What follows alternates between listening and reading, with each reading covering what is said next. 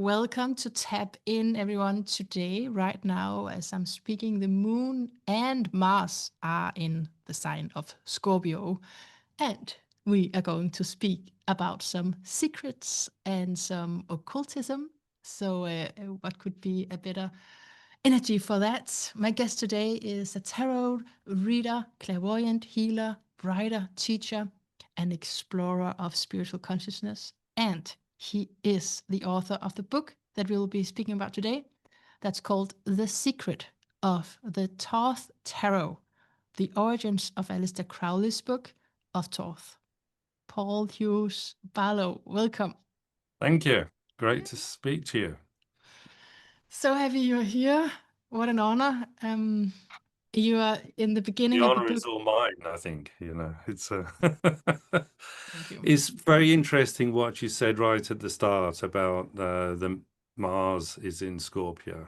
Yeah. Interesting thing is that Mars is one of the secret rulers of the Thoth Tarot of Tarot in itself. Okay. It's a very powerful energy that people don't realize exists. And it's part of my book, I think, is to bring those aspects of the martial energy out as well. Wonderful. And in Scorpio, that's what it's all about here, diving into the Uh, mystery. and Scorpio is in the tarot deck is it's the death card, and people get scared of that card. But actually, what I usually say about the death card, it's about sex, death, and money. Two of them are quite good. You know. But Yeah. there is actually a deeper meaning to the death card, Yeah. and that is initiation. This is the card where, it's when you go through the mysteries, you go into somewhere dark and you get transformed and you come out a new person. So in a sense, done right, every tarot reading is an initiation Absolutely. Yes. for the Yes, it reader is. and for the client as well. It's a living process. Yeah, it's Okay. very dynamic, very powerful. Yeah. So I want to begin with a thing you say in the beginning of the book, where you say writing this book is in part an expression of my own inner journey that will continue long after it's published. And It, I don't know if I yes. mentioned it, but it's published on Aeon Books, just when I mentioned that. Yes. And also, before we started recording, you shared with me that the process has been like 20 years. I mean, so maybe you can share some of what has the writing been about and your inner journey that's going to continue. What's that about? Yeah, I mean, I've always been interested in meditation and yoga and all of these things. And I ended up in Brighton. It just happened. Um, Brighton's only 50 miles from London, where I was born, but I'd never been here. And when I just arrived, I just thought, oh, this is where I want to be. And I was at a meditation place and things. And then I met an Indian palmist on Brighton seafront. His name is Pandit Maharaj. And he took me under his wing and he basically tricked me into doing fortune telling. But he was a spiritual master and he had incredible powers. And I thought I was going quite quickly in my own spiritual development, but with him, it sort of rocketed. Um, it was a terrifying experience. There's a lot of pain. There was a lot of misery and things. I mean, now I know it that he did almost entirely the Negredo phase of this spiritual work, and physical pain, mental pain, emotional pain, and things. Very tough, very hard. So, but he kind of got me a place on Brighton seafront. So I started with palmistry. And then one Okay. day, I said I want to do tarot cards. So he said it's a good idea, get a tarot deck. And in those days, there's very few tarot decks. Yeah. It wasn't a Rider-Waite one; it was another one, a French one. I can't remember its name now. Okay. And so I got this tarot deck, and I presented it to him, and he shuffled the cards and dealt out 4 cards, and there's a sword card. in there, and he said, for a woman, soul cards is a problem. That was that was all he ever said. So the next day, I was a professional tarot reader when I knew about half a dozen cards. The Emperor's the father, the Empress is the mother, the Chariot is travel. You know, just Basics. yeah, extreme basics. And between readings, I was going through the cards to sort of work out what these other cards mean. And one day I did a reading for this woman. She was knocked out, amazed. This is the best tarot reading I've ever had in my life. So Wow. I was, I was quite chuffed with myself. And after she left, the cards were still laid out. Yeah. So I thought I'll go through the cards, just to cross-reference. And I was completely wrong on every single card. So this is the point where you either think the books are right and I'm wrong, or I'm doing something right. What is it? And Yeah. that set me on the journey. So anyone who sort of studied with me will know I'm completely useless at the meanings of the cards. I Still? still, Okay. I've written books, and Okay, I great. I can read cards in combinations. I can read Right. 10, 20 cards, Yeah. but I can't read a single card. So you need the complexity of, Yes, it's the okay, many messiness, it's cards. the chaos and things, because that's Chaos. that person's life. Yeah. So, tarot kind of requires an order to life. There's the major cards, the minor cards, the court cards, the astrology, the elements, and all these things. But we don't read the cards in the order that they're presented in books. We read them, we introduce chaos, we shuffle them, we mix them up. Right. And that's an aspect, and every aspect, every reading is not just about the client, but it's also bringing something to my life, some insight that Yeah. I haven't had or need to look at or something. So it's a Mm. process of self-discovery for both people. So yeah, so that's kind of how I went with it, and I set up a website to get a publisher, and a publisher arrived and he said, "Do you want to write a book?" Yeah. That was Aeon Books, actually. And so my first book was A Tarot and the Magus, which was about this tarot spread that I use, which is, there are 5 stages, but I actually only use one. So I Mm. wrote that book and I thought, yeah, great. Now I can actually write about, the Book of Thoth. And it didn't happen. And I've went through loads of different versions. It's about Dionysus, it's about the Fall, it's about this, it's about that. None of them worked. And about 3 or 4 years ago, my publisher contacted me and said, do you want to write a commentary on the Book of Thoth? Yes, of Mm. course. How long do you think it will take? 6 months, and we had this idea of doing footnotes and things, but it completely didn't work. And I was just getting nowhere. The same, I've been getting nowhere for 20 odd years with this book. And I went through all the memes that everyone thinks Aleister Crowley is, and the Book of Thoth, and all of these things, and none of them worked. So, it's my friend, my neighbor used to come down and see him in the morning. And he said, "How's the book going, Paul? I've had this amazing idea. This is what it is." And I'd say to him, and he'd come down for another coffee 2 days later. "That idea you had, Paul, oh, it's gone. Mm. I'm on a new one now." And it went on like this for a very, very long time. And I went through hell. You literally descend into the abyss and darkness and all of these things. And you just go down rabbit holes that don't work. And you just keep on going and you just try things out and that doesn't work. And then one day I actually sort of went back to the beginning of the Book of Thoth, where he writes about, Aleister Crowley writes about the background to this deck. And you think it's boring because he's not saying anything new. It's a restatement, but actually he's saying things in a particular way that takes you on a journey into deeper levels of his knowledge, which So is, you discovered some secrets, some yeah, yeah. encoded material there. Yes, I did. So it's when you start thinking the right way, then the sort of spirit takes over, and then doors open, then you find things that you didn't realize was there. And basically, it means for me, I had to read everything he wrote 3 or 4 times. And he wrote an awful lot of things. Yeah. An awful lot of things. You have no idea how much Mm.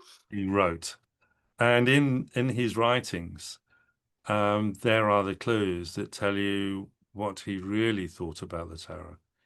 And actually, um, the, people think the Book of Thoth was was published. It was published in 1944 with Lady Frida Harris during the Second World War.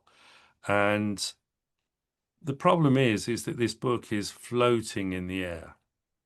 It just like this book appeared, it took 3 or 4 years, it was published, and then a few years later he died. Mm. So, but actually, it turns out that he was obsessed with the tarot all of his life, since he's about 20, and he joined the Golden Okay. Dawn. And he was obsessed, started with the obsession there, and he has always been obsessed with the tarot. And it shows in his writings where there are many references to the major arcana in particular. But he also says he was an incarnation of Eliphas Levi, who died Yes. the Sorry same. for the. I'm just showing my enthusiasm because Eliphas Levi, he caught my attention. Yes, And obviously, I'm a newer student to all of this occultism, but yes, I just some people you're just drawn to, you know. I think you know that, and yes. I've just really been drawn to him. So I was so happy that you have sections But about he's him in the book, yes, and you also say in the book indicate that Aleister was the incarnation of he's he. Eliphas Levi. It's there's several ways of looking at it. See, basically, Eliphas Levi died about 6 months before Aleister Crowley was born. Okay, 1875. Yeah. Right. Okay. So it's not possible. Well, it is, yes, because he died, and then Crowley was born Yeah. afterwards. So it's the thing is, I mean, Eliphas Levi is an interesting character because he's a Catholic priest living in France, in Paris, and he ended up being defrocked, probably because he had quite strong political views, which were leaning towards Protestantism, Yeah. as opposed to just Catholicism. And he wrote the history of magic and other books. And what happened? There's a group of high adepts in the Freemasons who'd got past the ritual stage and the grades and stuff and everything else, and they're just doing pure research.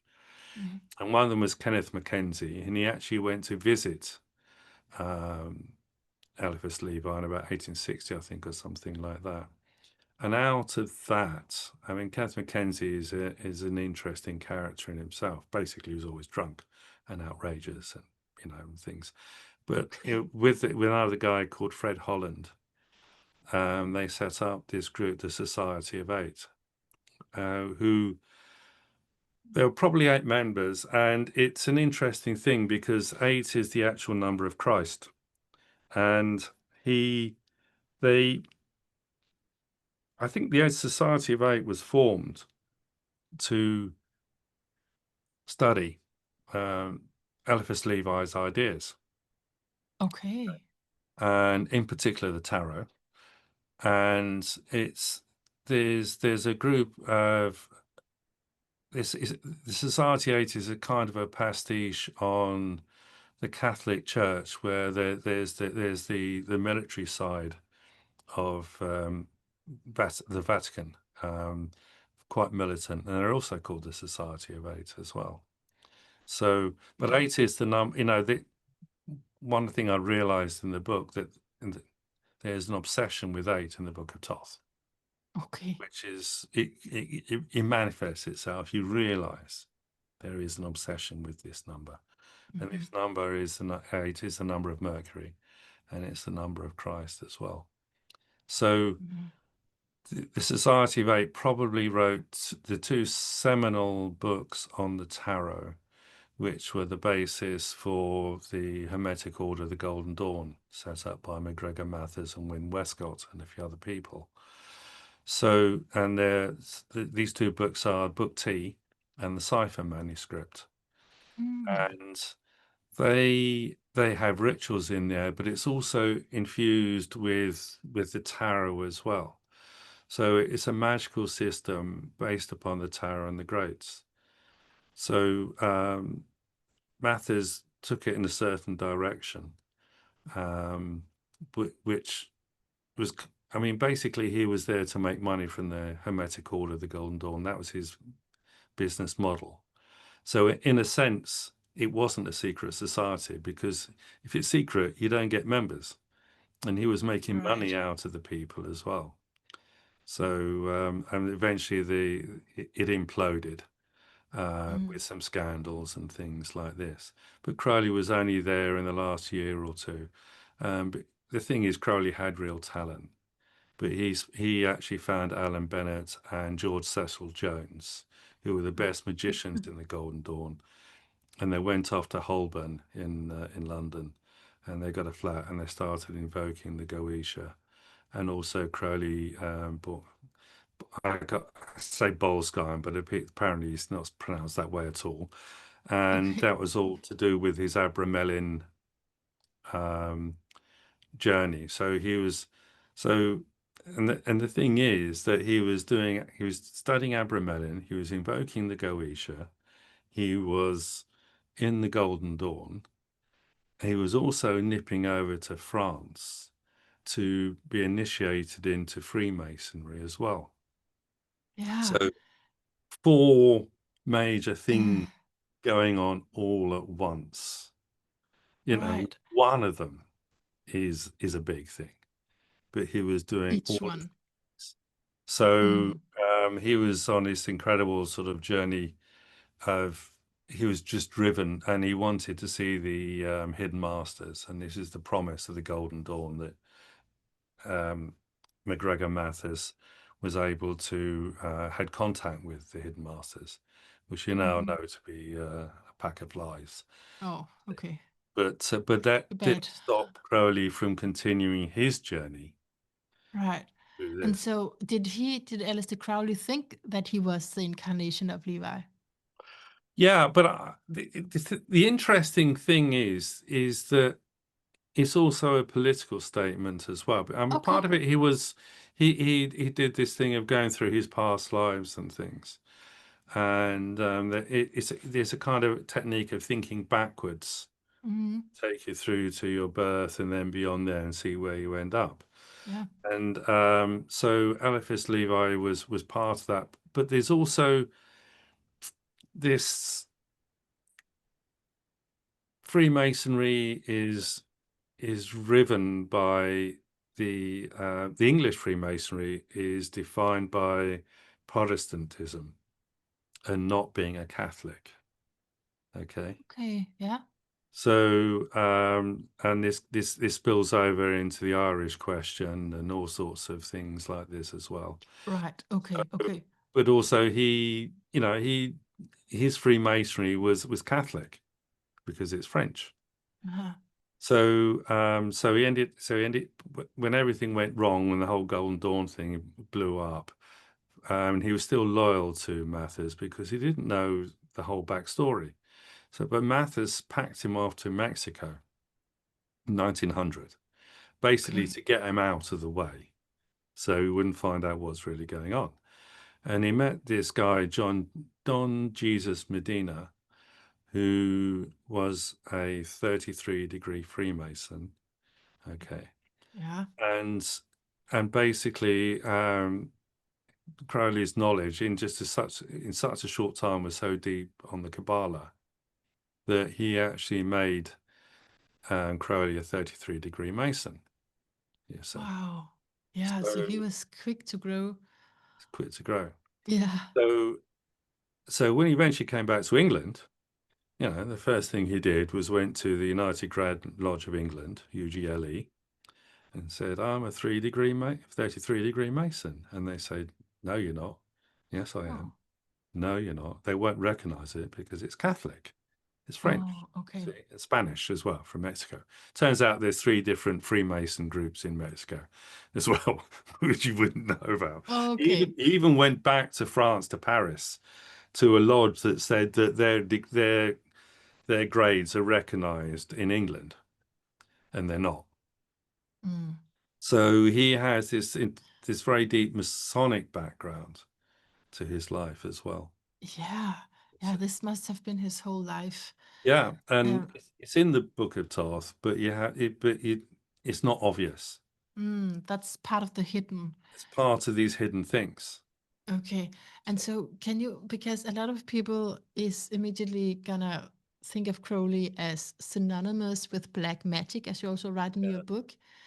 yeah. Um, can you say a little bit about that? But it's a two-part question. It's a two-part question because because I also am curious about what Kant has to do with it. Immanuel Kant, the Yes, German yes. philosopher. Okay, Um, so yeah, yes.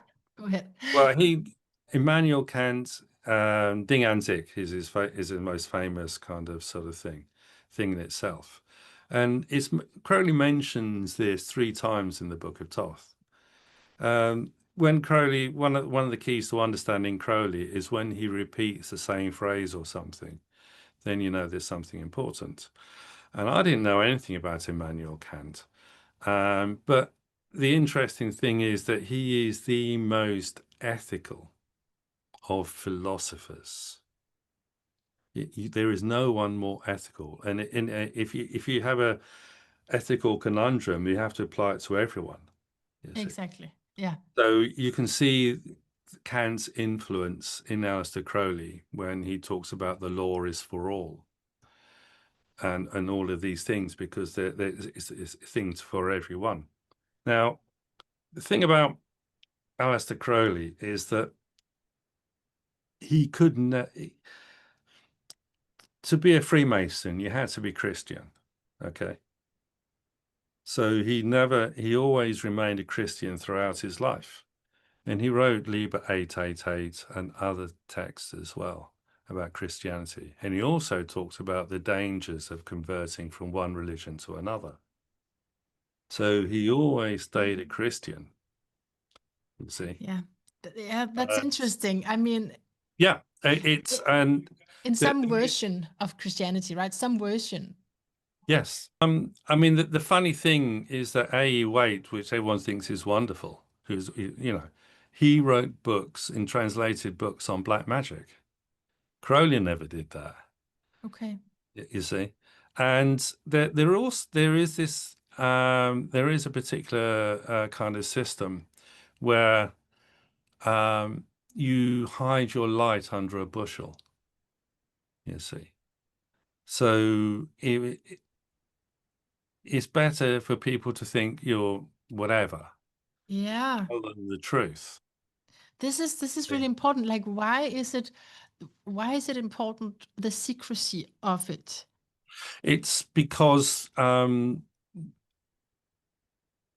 the knowledge is transmitted in silence. Huh. It's not a dialogue. It's an experiential thing that you have to go through, and this is the way it's done. So it was convenient, and also it sorts out the men from the boys, basically, as well. And hiding behind this mask, it's called the mask. Um, that it gives him freedom. People just see the superficial thing, and they're repelled, and you don't see him again. You see. So Yeah. he's actually, I mean, he's had a colourful life with drugs and sex magic with prostitutes and and all sorts of things and stuff, which is, I mean, everyone writes about those things, but that's not something that I needed to write about in this book. I'm just trying to portray a different view of these things. And you know, there's a whole ethical thing of tarot readings as well, isn't there? You know, that's you have to have Absolutely. integrity and stuff. Absolutely. So yeah, so it's he also describes the thing in itself as a way of describing the Sephiroth on the Tree of Life as well, you see. And Okay. it's actually to do with space and points, which is a Kantian thing as well, actually. You know, space is the distance between 2 points. Mm.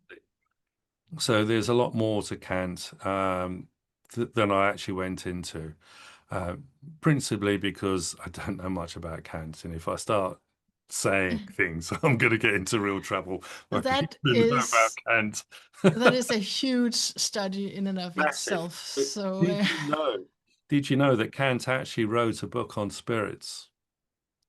I think maybe is it in your book? I don't know. I think I've heard it. I might have done, yeah, it might have been, but Maybe it's in he actually wrote about the concept of where spirits come from and all sorts of things I and stuff. think maybe you mention it because Yes, otherwise I yes. wouldn't know. Yeah. Yeah, yeah, no, it's you know, I'm thinking, you know, what the hell am I doing? Writing about Immanuel Kant in a book on the tarot. And But it's it's in there. related, right? Yeah, Yeah, it's in you there. know, it's you know, when I ended up keeping this book on his ideas and where he got them from, and it's in his knowledge and his writing and things, because he says the whole of his knowledge is in the Book of Thoth. So um yeah, That's a big it's a big state subject. You statement know, there. and Yeah.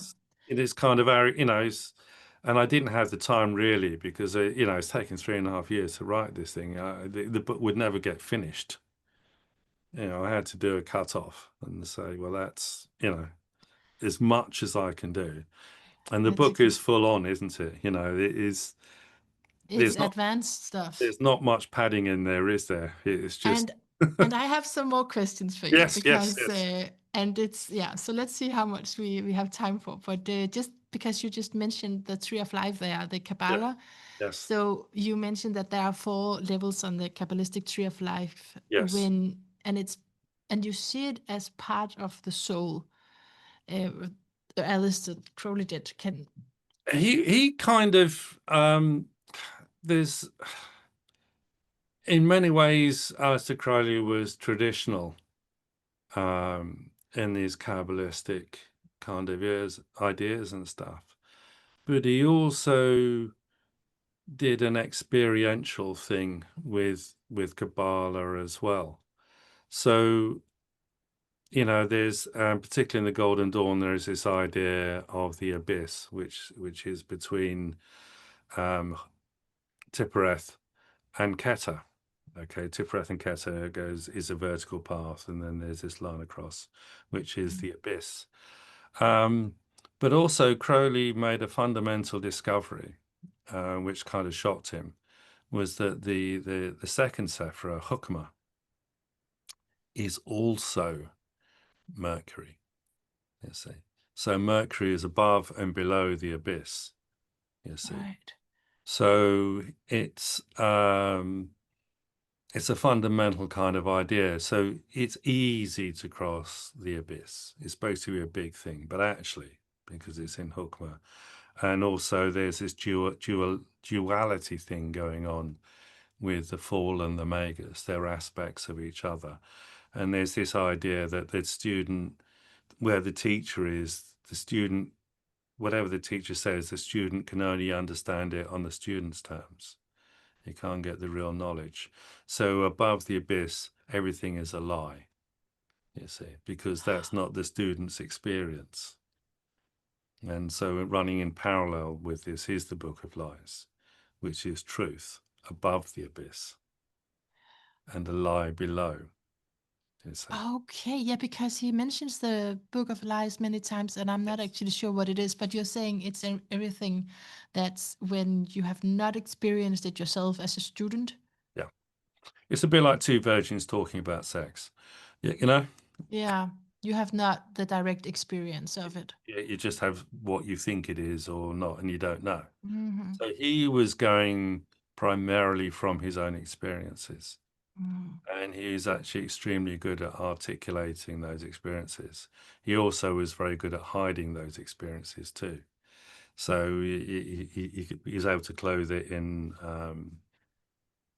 various ways that aren't obvious, you see. Yeah, you have a quote I think around that where you say Aleister Crowley designed the Book of Thoth as a puzzle to be solved Yes. using logic. Logic is pure, mathematical. It does not require religion, dogma, belief, Yes. prejudice, or a philosophy. The solution to a puzzle using logic is correct, Yes. irrespective of how much we agree or disagree with the outcome. And Yes. Crowley knew this. Yes. And that's actually my experience of writing the book. Mm. I had to go Okay. through all these things, and you end up, if that's what it is, that's what it is. And because that goes on to the word scrunch. Okay. Yeah, please explain that. Well, scrunch is an onomatopoeic word. It's that sound when you scrunch up a piece of paper. Okay. So you squeeze a flat paper. Paper is flat, obviously, and when you scrunch it up, you can turn it into a ball or something. Ah, So, yeah. he's and it's also that sound of the paper being scrunched as well. But actually, I realised that because he made the point that he left a letter out, a space, so he was using a crossword, which actually goes into it is literally the word of the cross. Okay, which is very Ah, Christian and things. So actually ended up actually sitting down and thinking, well, okay, let's take him at his word. It's none of these things. It's what it is. What can I do with scrunch? And that page is page 10 of the Book of Thoth, where those 4 questions are. Though he's not actually answering the questions from the previous thing. So although he is, he's doing something else. And on the next page is where he has the 3 diagrams of the days of the week, the unicursal hexagram, and also this transposition of the star card with the Emperor card. So he's on the next page is page 11, which is the magic page, and just before that is these questions, and they are actually the key to understanding the Book of Thoth. There's an awful lot going on in there. So which is an interesting, it's one thing to kind of figure things out. It's another thing to write about it and sort of, put this in some kind of intelligible kind of writing. yeah. And so we are back to being students, right? And Yeah. learning as we go. Okay. I also want to just a little bit on the topic of working therapeutically, because I know you do that as well. Yes. In the book, I don't know if I actually should have put that under when we were just speaking about Mercury there, but there's this non-ego is Jung's collective unconscious. The interesting thing is that Carl Jung's life ran in parallel with Aleister Crowley. So Aleister Crowley had read Jung's books. Okay. So he knew about these things and stuff. I think what people don't realize is that Carl Jung was a magician. He spoke with spirits and the Red Book, and it's a controversial subject in the Jungian therapist world. It really is Massive, because massive. I think because therapy is like working hard to be scientific and being Yeah. taken seriously, but it's he Jung is just like it's a constant where it's like, oh, he also knew about this, he also said this, that we are still using and just only exploring the surface of today, many of us. Yes. Well, the interesting thing is, I mean, the first stage of the opening of the key spread, which is in the Book of Thoth, and it's the only spread that I use when you cut the cards into 4 piles. And these 4 piles it's a very much of a Jungian thing that's going on in there as well. So, for years I've been doing this Jungian tarot spread, thinking it's an opening of the key tarot spread. And my experience of reading for people is that people only come for a reading with me when they've had some kind of awakening or it's about to happen. Yeah. And it's the beginning of the individuation process. So a lot of the readings are about people defining themselves as an individual rather than the role of the family, the father, mother, son, daughter, and all of these things. So it brings into a lot of things of the conjunctio and all of these things as well, and also the nigredo. People are going through hell and everything, and I have to show them there is light at the end of the tunnel. And the idea is that you change not because everything is a total disaster, but because it's the right thing to change at that moment. So for me, for a tarot reading, it's about generating and creating your future rather than just being led by the unconscious. It's making the tarot reading is essentially making the unconscious conscious for the client Yes. and Yes. for myself as well. So it's a union of opposites between me and the client, with the tarot cards sitting in between. And there's a transference, and there's the projection as well. I mean, it's experiencing other people's feelings and thoughts and everything else is all part of the transference and the projection thing. And Jung doesn't say how that works. He just says it works. He doesn't say how things go from the unconscious to the conscious. They do. But the idea, especially in magic, is to make that unconscious more conscious. And it's helping people to live a more conscious life that they're generating, that they're in control of, that they're making happen for them. So when you say it like that, I'm like, Yes. it's not even controversial, right? But it's my Well, whole hypothesis, uh, view of life, and it's what I'm, you know, s- fighting for. I feel sometimes, but also I don't want to get into discussions because some people just don't view it like that, and then it no, doesn't make sense, right? But it's what I'm really wanting to bring to the world. And when you say yes. it like that, it seems like, yeah, that's obvious. But for Well, many people, this is it can only, controversial. it is only when they've going through it, or they're denying it or something, they come to me for reading, and they say I'm lost. They don't know, because so that's good. They don't know anymore. Means they're not doing the wrong things. It's a bit like teenagers. I know what I'm doing, Yeah. and Okay. there's usually a no fuck moment when they realize they don't know what they're doing, Yeah. So it's good and when you that's don't know. when. And so that's helping them. Yes, you're supposed to go through that. Mm. And I say that it's okay. I tell them it's okay not to know. Yeah. Be in the unknown. But I also say you do know. Mm. You just don't want to accept it or admit it. And Aha. usually, when their energy levels rise, I remember there's one woman. She's about 27 or something like that, and she was a bit lost, and she was working shop filling in a supermarket. Okay, Mm. nothing more I can't do much with that. It's just job, boring job in a supermarket. Halfway through the reading, she said to me, "Actually, I'm an actor." Okay. So I said, "Well, you need to say you're an actor currently working in a supermarket, you see." It's the So whole narrative. yes, and it is usually about generation, and art is one of the most expressive ways of manifesting the unconscious in a person's life. Crowley did a lot of that, with people in therapy. What did he do with people in therapy? Well, he encouraged them to draw and paint and things, and they often ended up drawing a circle with a square in it, which is the thing, sign of individuation.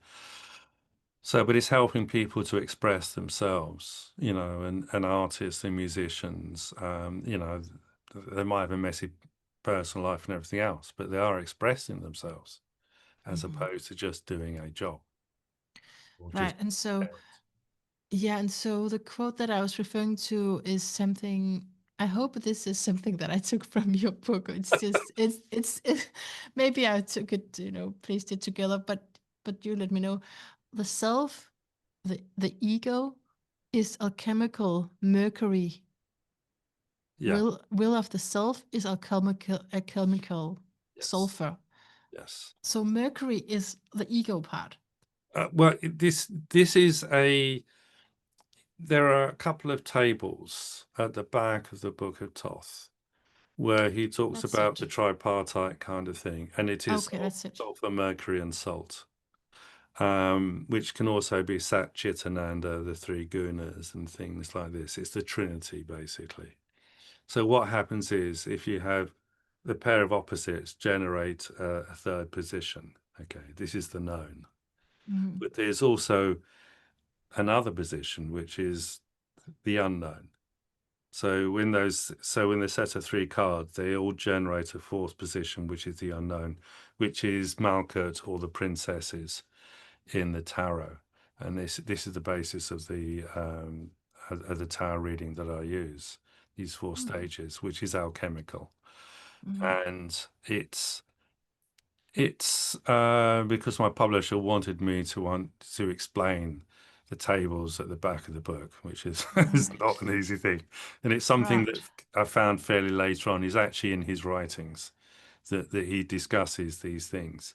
So it is very much an alchemical process that he's placing, and he's usually doing it in the context of astrology as well. He talks about Herschel, the old name for Uranus, and Pluto and Neptune as Okay. well. So they're kind of they're the supernal functions, if you like, that Right. that The are an higher. thing that's drawing people up. Mhm. But he basically bunged these sort of things there with no real explanation at the back of Okay. the book. Okay. So Okay. so Okay. this is my Great. challenge to sort of try and Sure. make some sense Sure. of what he was doing there. But so alchemical, again, we're making this analogy to a comparison or joint Yes, forces of therapy and yes, yes. tarot, astrology, that whole All the same thing. It's all the same. bunch. Yeah. But most tarot readers are just sort of doing the fatalistic. They do the passive future thing of this will happen, that will happen. Yeah. And that person then becomes totally passive because they're waiting for this to happen. And And then, you don't do that. You don't use no, it no, like no. the I would throw someone out if they actually started being like that. okay. What You know, about Aleister it's Crowley? boring. Did Crowley use it like that? Yeah, I mean, he did tarot readings, and But he did he also use it like, what's my future? he was using the opening of the key spread to find out things. So yeah, it's there's a big agenda to hide this from people and to make it as hard as possible for people not to read his stuff because they say, oh, they actually deliberately mislead people onto what some of his books and writings are about. So, but he was obsessed with the tarot, and writing this book was the completion of his life in many respects. And it is an alchemical process.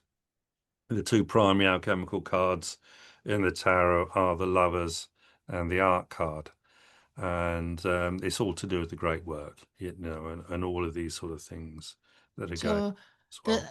the lovers I know, but did you say the art Yeah, card? it's temperance. People That's know that, temperance. Okay. but they're a syzygy. They're kind of paired up in his writings, so you have to read both cards in context of each other.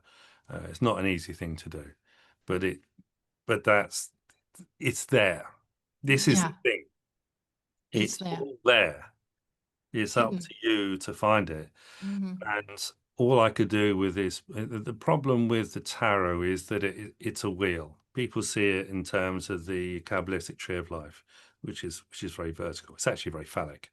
But the tarot itself is really a wheel. Okay. Yeah. And so, and then Crowley actually says at some point, the problem with the tarot is it doesn't matter where you start, you always end up back there. Hmm. And, a book is a linear structure, Of course. beginning, That middle, and end. yeah, But that but the but what he's writing about is a circular, the spinning wheel. it's a Okay. circular movement. Yeah. So where do you start with writing about, Absolutely. you know, and where do you end up? Yeah. It's I think my publisher actually spent a bit of time after I completed the manuscript, actually reorganizing the writing, so it flowed better. Mm. And actually, it flows a lot easier now. The organization. It sounds a bit strange because people haven't read the book yet, but it is to sort of facilitate that process of flow within there. Great. So it's yes, it's complicated. It's complicated. Yeah. And okay, so just a few questions left here. Yes, Let's you're see. doing well. Yes. It's yeah, I just have so much I want to ask you. But so maybe just this in the beginning of the book, um, you say that Crowley set himself two tasks. One to make the link to the hidden masters and provide Yes, proof, which yes, he did with Liberal, you mentioned that. And the second task was to discover the practical, magical, and mystical origins of the tarot. yes. And when you study and work with the tarot in the way that I found, that's what happens.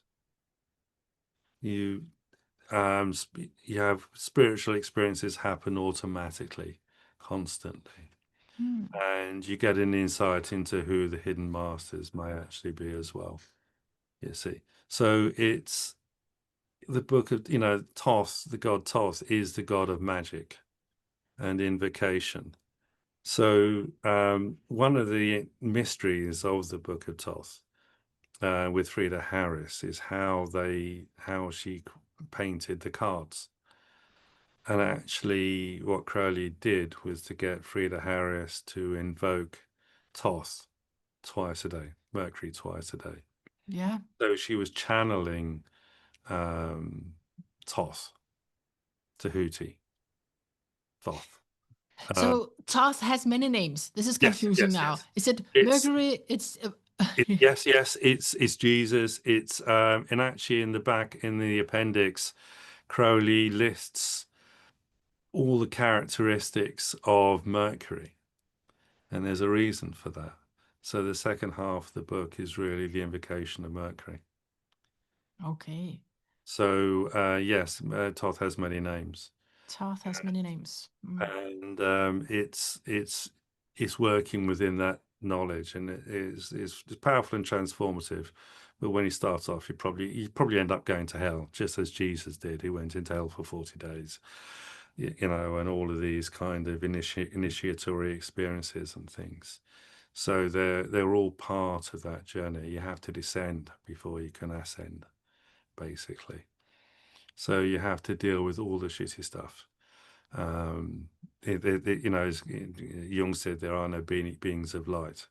It's actually facing your darkness, facing your demons. And actually, by doing thousands of readings, that's how you learn to read tarot and experience things yourself, and also help people on the journey as well. You see, Yeah. Wonderful. it's incredibly Beautiful. powerful. It's powerful and it's so I feel always again when you put it like that that it's an initiation what you go through your life Yeah, and yeah, so that's the analogy to therapy yes. Well, where we're working with the same material here of the yes, human absolutely. psyche.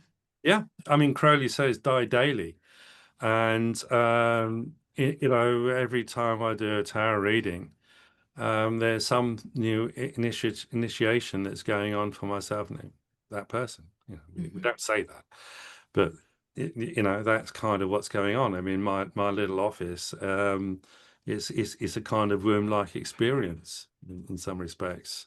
It's weird, it's strange, it's on Brighton seafront. It's a fortune-telling place, and I have to Yeah. remember sometimes I am a fortune teller on Brighton seafront, and people want to know about my boyfriend, and can I trust him, and Mm. the usual things that people want to know about. But you can usually help them understand themselves better in a new direction. Mm. That's why they're here, because they're questioning their life. Who am I? Why am I here? Why do I pick bastards for boyfriends? And Right. all that stuff. Yes. And now that we're speaking of, speaking of this whole conversation, we've been speaking of it. But speaking of divination, Yes. I you were so generous to let me see your birth chart. Oh, yes, yes, I've forgotten. Yeah, you Yes. forgot. I have it right The here next to third you. house And stellium, yes, absolutely. It's so, and everything below the horizon. yeah, almost, right? Yeah, Yeah, only yeah. only the healing card, healing planet is above the horizon. Chiron, Scorpio, yeah. Chiron in the eighth house, in in Aquarius or Scorpio. I can't remember which. Aquarius. Aquarius, Aquarius. Yeah, yes. it's beautiful. It's beautiful. And just like going into that nitty-gritty of writing, editing, analyzing, getting Yeah, those ideas you were speaking about yeah. again and again. That's effortful Virgo work, right? So you are a Virgo, both sun and moon. And I think also the whole Cancerian thing that's in there as well, because Yeah. Virgo is the least psychic sign, Would you s- and Cancer is the most psychic. See, we probably differ a little bit on that because because I'm like the Virgo is pretty witchy to me, but there are many layers to this. Anyway, what I wanted to say is just that it's right now the Yes. energy that we have right now is the South Node in Virgo, and Oh, that passing through all calming. your Virgo planets is just like you releasing your great work. Like you have to release. You are right now I've done releasing it. this book, right? And it's like and you can Wow. like let it go and let Yes. people have it and it's Yes. not yours anymore in a way. No, it's the problem I have is I don't actually know how to talk about this book. Yeah, it help talking to you is helping actually. Good. Because people, oh, you wrote it, we should know. Yeah, but it's a strange experience, because Yeah. essentially the book was channeled. You don't, it's not a Ah, thing that you know it's being channeled at the time because you're just obsessed about it every morning up at 6, 7 o'clock in the morning, writing for 3 hours, researching and things. And these things come together. But it is a channel, and I think it's a lot to do with Crowley and all of this as well, and Toth in particular. for So sure. it's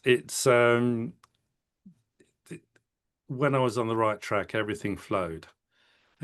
For years getting nowhere. And then when I got on the right track, and then the writing just flowed and it just sort of, and then I was sick of the whole thing, obviously, because I spent all these years getting nowhere and reading it. And then I didn't have to face the book until the publisher said, okay, we're going to start the editing process now. So I thought, oh, I actually got to read this because I haven't read it for 6 months. And I was shocked. I thought, oh God, did I write this? That's in Ah, there. This is in there. And even in the editing process, so there's times when I was thinking, I really need to put this thing in here. And then the next version would turn up and it's already in there, you see? So I really can't hold what it has gone from me. it's It's just out there. it's out there Even now though, and it was a magic even, experience even writing it. Sounds yes, yeah, extraordinary. And even, I mean, it's the 30th is when the book comes out. So one or two people who've read it, and I'm actually relying on them to tell me what what it what is. it is. What is this? What Great. is this? Yes. Wonderful. So it's going to be interesting to see what people think Yeah. because this is like no other book that's written on. In the Book of Thoth is unique, Yeah, absolutely. and this book is not written like a normal book on the tarot. There are It's none of those structures are there. it's like an in-depth commentary and study Yeah. for people who are really into this or want to get Yes. into this. Yes. And Yeah. it's going to take them to places they didn't know or want to go to. Okay. But it's like therapy, they come in about my marriage has failed and you end up taking them down all sorts of journeys that they Yeah, didn't know existed. absolutely. You see. So Yeah. it's the tarot is the most powerful system of magic and spiritual development, and also in a therapeutic kind of sense as well. Mhm. And I had to change the name. Most people know tarot, and we say tarot, but it's Tarot, which is really just the cards. Okay, there's no Okay. power in the cards. The real power is in Taro. Okay. So the difference there is what? Well, they're T both with or without T? without a T. I see Eliphas Levi wrote that the reason that the T at the end just tells you to go to the back to the beginning again. It's a circle. Mm-hmm. But Kabbalistically, Taro is the most powerful aspect of the whole thing. And it comes to 671, which actually Crowley writes about in the Book of Thoth. And the reason 671 is important is because it's the number of Adonai, okay, which means the Lord. And it's Adonai is a Aleph Dalet Nun Yod, comes to 65. Okay. But when you expand the Aleph, the Nun, and the Adonai, it ends up at 671. So there's direct equivalence to the Lord, and the Lord in Freemasonry is always Jesus Christ, number 8. You see. Full So circle. Yeah. so it comes in a full circle. So in the Eliphas Levi always wrote about the tarot as a circle. Mm-hmm. And so this is Crowley expressing. You asked about Eliphas Levi. So Aleister Crowley has written a book that fulfills Eliphas Levi's insights into the tarot. Yes, Okay. it's all to do with the circle. What And book is that? well, Eliphas Levi's writing on the tarot. The chapters and everything in Eliphas Levi's writing were always based upon the tarot cards, particularly the major arcana and things. So it's a full circle back to Eliphas Levi's writings. And if you read Book 4 and other Crowley's writings, he's using Eliphas Levi as a structure for the writing. And he also included Eliphas Levi. He translated Eliphas Levi's book in book 10 of Equinox as well. So it all goes full circle back to Eliphas Levi. And Paul, we've been in this ending tone for a while now, but I just feel like asking you one more question just from what you just said. I cannot help myself, just because maybe we should just address at least how, can we say, misunderstood by the times both Levi and Aleister Crowley were. Yeah. Can you give that a comment? Yeah, I think he had to hide his light under a bushel. And, it's this whole projection thing. And it's better for him to encourage people to think that he was a black magician. He never said he was. But the interesting thing actually is that the unconscious is black. Okay? Yeah. Yeah. There's no light in there. Hmm. You have to you illuminate the darkness. Hmm. And you see all the horrifying things in there that are aspects of yourselves that you haven't integrated, avoid, don't want to talk about, you know? So Okay, so your answer is, why were they misunderstood, and even they're like talking about the unconscious. that's why. Okay. And Carl Jung was the best exponent of the knowledge of the unconscious and how to find it. And it is all alchemical, as we know. Mm. And Meaning it's possible to change it, to transmute it, to transform it. you transform it into gold, yes. Yeah. And it's dealing with shit, basically. And quite literally sometimes. Dealing with shit. Yeah. And that is your life. And, Deal with it. yeah. Great. And he was a genius at writing about this stuff. And, there's the controversial side of him, that people know about, the prostitution, drugs, the sex magic, and all. Well, that's too bad if that's the only thing you know. Well, yeah, but I mean, when he was trying to find out the answers to things, so he tried every which way. And actually, the Freemasons took drugs as well. I mean, this is a time when there were no regulation on drugs. You Okay. could buy cocaine and heroin over the counter. Yeah, no, it was only in the 1920s that these regulations came in. Mm-hmm. And a lot of Freemasons were experimenting with drugs as well. I'm not advocating it, I've never have. No. I mean, But when you're trying things out, you yeah, don't know what works. you go Well, try places. this. Well, Yeah. okay, let's see with the sex magic and all these things as well. So Mm, that's what he did. Well, what mm, he did was put it in his diaries and allow it to be published. Most men weren't aren't going to say they've been to see a prostitute yeah. or say they're taking these drugs. And he actually put in his diary. Interesting. So that's the difference sometimes, actually, Well, yeah, he's that been upfront about it. Yes, you've been what upfront. he did. It's like, Yeah. He's not hiding it.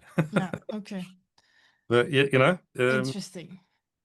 but Interesting. those were the rules and laws then. Mm, It's not how we live now, and you mm. don't have to do that to.